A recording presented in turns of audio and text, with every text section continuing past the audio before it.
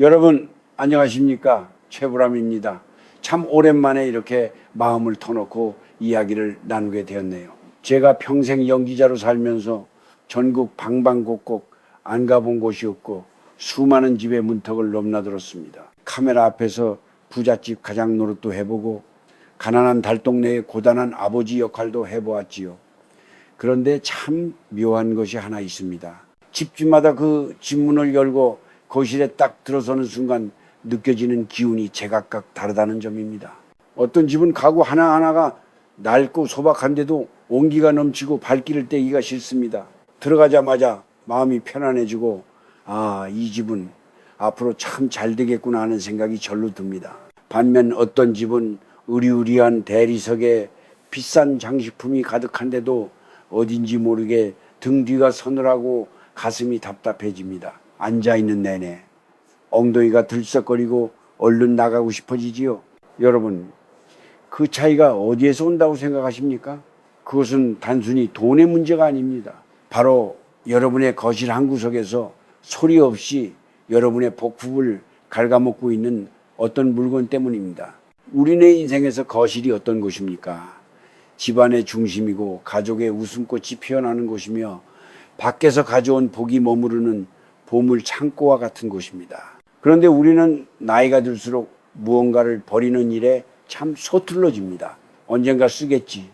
누가 준 귀한 선물인데, 젊은 날의 고생이 담긴 물건인데 하며 하나 둘 쌓아두기 시작하죠. 특히 거실은 가족들이 모여 온기를 나누는 성스러운 공간인데 그곳이 어느새 창고처럼 변해가는 줄도 모릅니다. 여러분, 제가 백발이 성성해질 때까지 살아보니 인생은 비우는 만큼 채워지는 법이 띠다. 거실에 죽은 기운을 내뿜는 물건을 두고서는 아무리 새벽 기도를 다니고 열심히 일을 해도 운이 들어올 틈이 없습니다. 물건에도 다 제각기 기운이 있어요. 살아있는 기운을 뿜어내는 물건이 있는가 하면 주변에 생기를 빨아들여 메마르게 만드는 물건이 있습니다. 요즘 들어 자식들과 자꾸 부딪히고 대화가 끊기십니까? 몸은 여기저기 아픈데 병원에 가면 아무 이상이 없다고 하나요? 혹은 재물이 들어오는 것보다 나가는 게 더 많아 밤잠을 설치고 계신가요? 그렇다면 지금 당장 일어나 여러분의 거실을 한번 찬찬히 둘러보십시오. 그곳에는 분명히 여러분의 행운을 가로막고 집안의 온기를 어지럽히는 범인이 숨어 있습니다. 어른들이 늘 말씀하시던 집안의 살기가 돈다는 말, 그게 멀리 있는 게 아닙니다. 우리가 무심코 방치한 물건 하나가 그 살기를 불러들이고 있는 것이지요. 제가 오늘 여러분의 삶을 다시 일으켜 세울 수 있는 거실에서 당장 치워야 할 물건들에 대해 이야기해 보려 합니다. 이것은 단순히 청소하라는 잔소리가 아닙니다.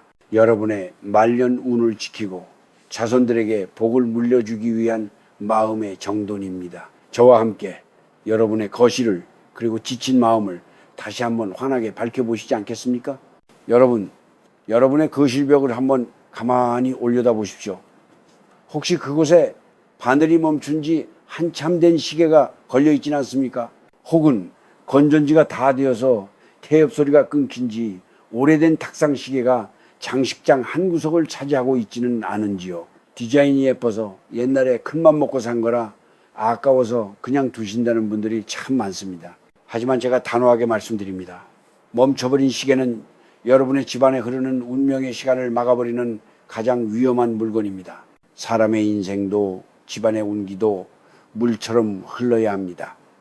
그런데 시간이 멈춘 물건이 거실의 중심을 차지하고 있으면 그 집안에 생기는 정체되기 마련입니다. 조상님들 말씀에 죽은 물건은 죽은 기운을 부른다고 했습니다. 멈춰버린 시계는 단순히 고장난 기계가 아니라 여러분의 운이 나아가야 할 길을 가로막고 있는 보이지 않는 벽입니다. 하는 일마다 자꾸 제자리 걸음인 것 같고 집안에 활기가 없다면 가장 먼저 이 멈춘 시계를 확인해 보십시오. 비단 시계뿐만이 아닙니다. 거실 한복판에 자리 잡은 가전제품이나 가구 중에도 고장난 채 방치된 것들이 있지요. 화면이 나오지 않는 오래된 텔레비전, 소리가 나지 않는 전축, 다리가 흔들거리는 의자, 우리는 나중에 고쳤어야지 하며 그것들을 둡니다. 하지만 여러분, 60평생을 살아보니 나중에라는 말은 대개 영원이라는 뜻이 띠다. 고치지 않고 방치된 물건은 그때부터 물건이 아니라 짐이 되고 그 짐은 곧 여러분의 어깨를 짓누르는 업계이 됩니다. 제가 아는 한 친구가 있었습니다. 그 친구 집 거실에는 수십 년 된 커다란 괴종시계가 있었는데 고장이 나서 10년 넘게 멈춰 있었지요. 그런데 그 집은 신기하게도 되는 일이 없었습니다. 자식들은 취직이 안 되어 고생하고 부부간에는 늘 날 선대화만 오갔습니다. 제가 그 친구에게 저 시계부터 치워보게라고 권했습니다. 처음에는 아깝다며 펄쩍 뛰던 친구가 제 말을 듣고 큰맘 먹고 그 시계를 내다버렸습니다. 여러분, 그 후로 어떻게 됐는지 아십니까? 거짓말처럼 집안 분위기가 바뀌기 시작했습니다. 시계가 있던 자리를 깨끗이 닦고 비우고 나니 거실에 볕이 더 잘 드는 것 같고 가족들 표정이 밝아졌답니다. 고장난 물건을 버리는 행위는 단순히 쓰레기를 치우는 것이 아니라 내 인생을 가로막던 어두운 그림자를 걷어내는 의식과도 같습니다. 물건에 집착하는 마음은 곧 과거에 대한 미련입니다. 그때가 좋았지 하며 멈춰버린 물건을 붙잡고 있는 동안 여러분의 소중한 현재와 미래는 소리 없이 빠져나갑니다. 만약 지금 여러분의 거실에 작동하지 않는 것이 있다면 당장 고치십시오. 만약 고칠 수 없다면 미련 없이 내다 버리십시오. 비워진 그 자리로 비로소 새로운 행운의 바람이 불어오기 시작할 것입니다. 멈춰있는 죽은 시간에서 벗어나 힘차게 흐르는 생생한 삶의 시간을 맞이하시길 바랍니다. 여러분, 거실에 생기를 불어넣겠다고 꽃이나 나무를 가져다 두시는 분들 참 많으시죠? 그런데 혹시 여러분의 거실 한복판에 아름다운 이름으로 포장된 드라이 플라워, 즉 말린 꽃이 놓여 있지는 않습니까? 예쁘게 말려서 영원히 간직하고 싶어서 혹은 선물 받은 꽃다발이 아까워서 거꾸로 매달아 말려두고는 그것을 장식이라고 생각하십니다. 하지만 여러분, 제가 꼭 드리고 싶은 말씀이 있습니다. 말린 꽃은 거실에 절대 두어서는 안 될 생기를 빨아들이는 구멍과 같습니다. 꽃은 피어 있을 때 그 절정의 생명력을 우리에게 나눠줍니다. 하지만 뿌리가 잘리고 수분이 다 빠져나가 말라버린 꽃은 더 이상 생명이 아닙니다. 그것은 생명이었던 것의 사체에 불과합니다. 풍수와 우리네 전통지혜에서는 죽은 것에서 나오는 기운을 음기인지 또는 사기스치라고 부릅니다. 거실은 온 가족이 모여 양연의 기운을 보충해야 하는 곳인데 그곳에 죽음의 형상을 한 말린 꽃을 두는 것은 집안의 맑은 기운을 스스로 탁하게 만드는 일입니다. 특히 나이가 들수록 우리 몸의 기운은 서서히 약해지기 마련입니다. 그래서 어른들이 사시는 집일수록 더더욱 살아있는 생명력이 필요합니다. 그런데 거실 곳곳에 먼지가 뽀얗게 앉은 말린 꽃들이 장식되어 있으면 그곳에 사는 사람의 기운도 함께 시들어갑니다. 자꾸 몸이 나른해지고 의욕이 사라지며 마음속에 알 수 없는 우울함이 찾아오는 이유가 바로 이런 죽은 장식품 때문일 수 있다는 것을 아셔야 합니다. 식물도 마찬가지입니다. 화분의 잎이 누렇게 변하고 줄기가 말라 비틀어졌는데도 혹시나 다시 살아날까봐 혹은 버리기 미안해서 그대로 방치하는 경우가 많습니다. 죽어가는 식물은 마지막 순간까지 주변의 생기를 끌어당겨 연명하려 합니다. 주인의 복과 건강운을 식물이 대신 써버리는 꼴이지요. 죽은 식물을 거실에 두는 것은 집안의 병마병모를 불러들이는 것과 같으니 가슴이 아프더라도 즉시 정리하셔야 합니다. 제가 예전에 만난 한 노부부의 집이 기억납니다. 거실 벽면 가득 말린 장미와 안개꽃이 가득했지요. 집안 전체에 퀴퀴한 먼지 냄새가 나고 두 분 모두 늘 잔병 치레를 달고 사셨습니다. 제가 조심스럽게 권했습니다.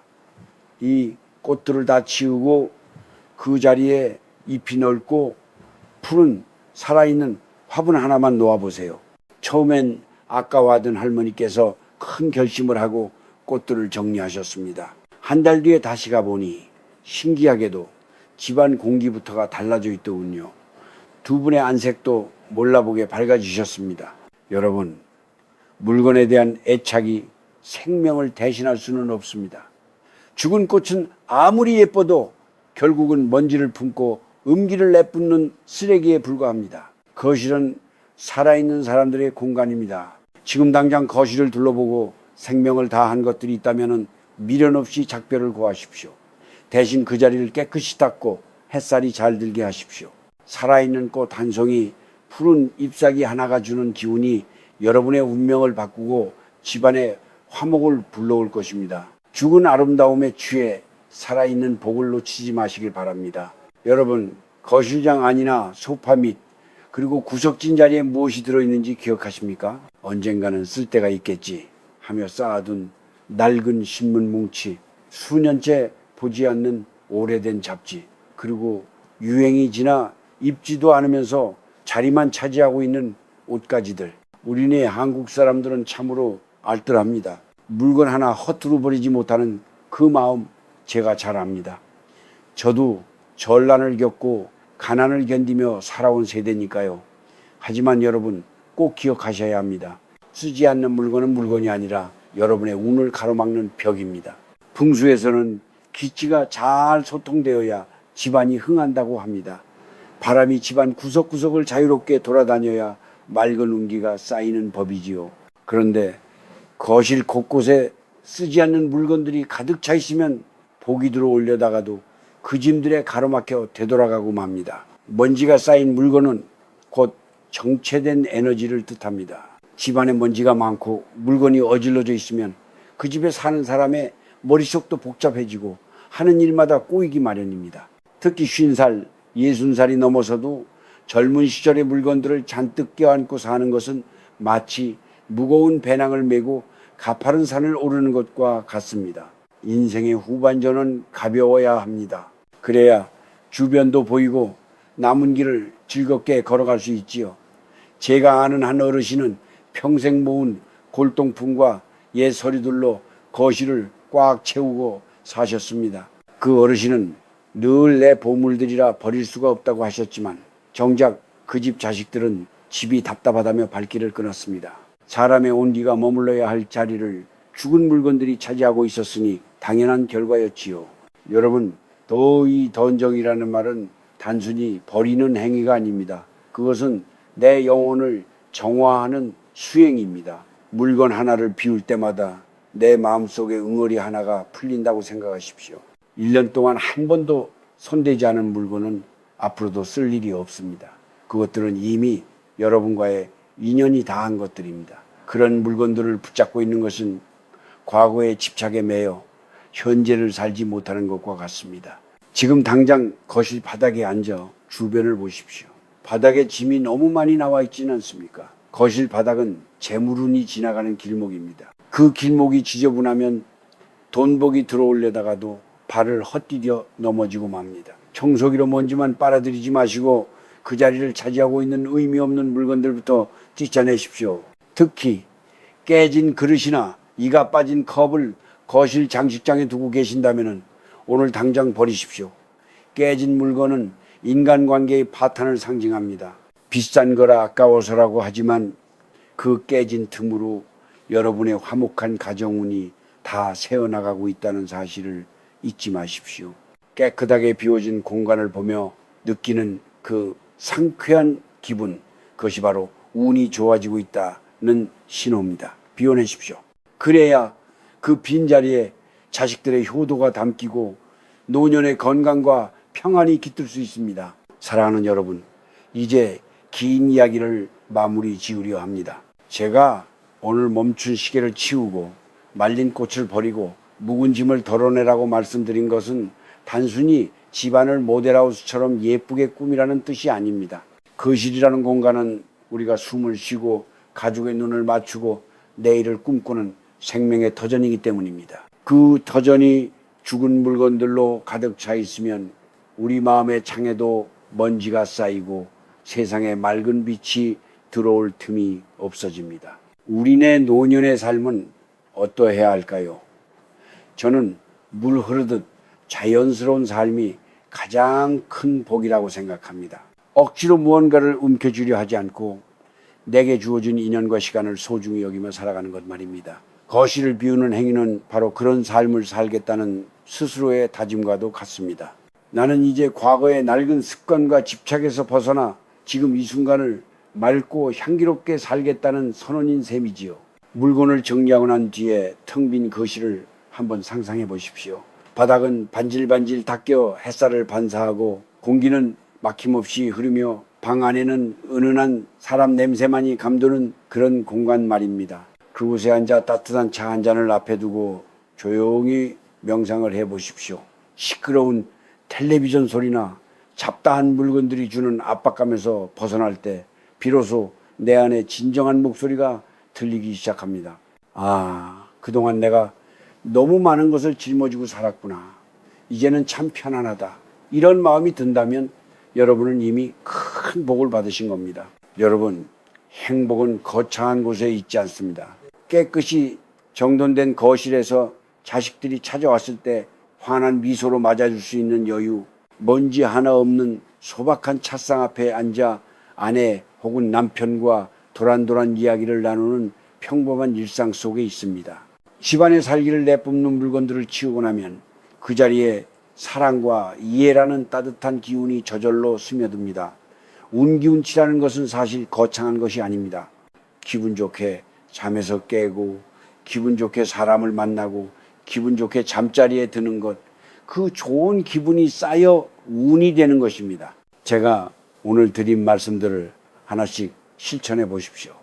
한꺼번에 다 하기 힘들다면 오늘은 멈춘 시계 하나부터, 내일은 시든 화분 하나부터 시작해 보시는 건 어떨까요?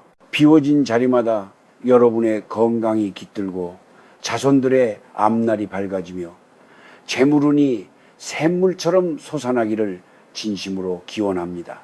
인생의 저녁 노을은 조용히 내려앉을 때 가장 아름답습니다. 여러분의 거실이 그 아름다운 노을을 온전히 담아내는 맑은 호수가 되기를 바랍니다. 늙어가는 것은 서러운 일이 아니라 불필요한 것들을 걷어내고 내 인생의 가장 순수한 핵심만을 남기는 고귀한 과정입니다. 부디 오늘부터는 무거운 짐을 내려놓고 가볍고 평온한 마음으로 이 빛나는 생의 시간을 만끽하시길 바랍니다. 모두 평안하십시오. 여러분의 가정에 늘 맑은 바람과 따뜻한 햇살이 가득하기를 제가 함께 기도하겠습니다. 고맙습니다.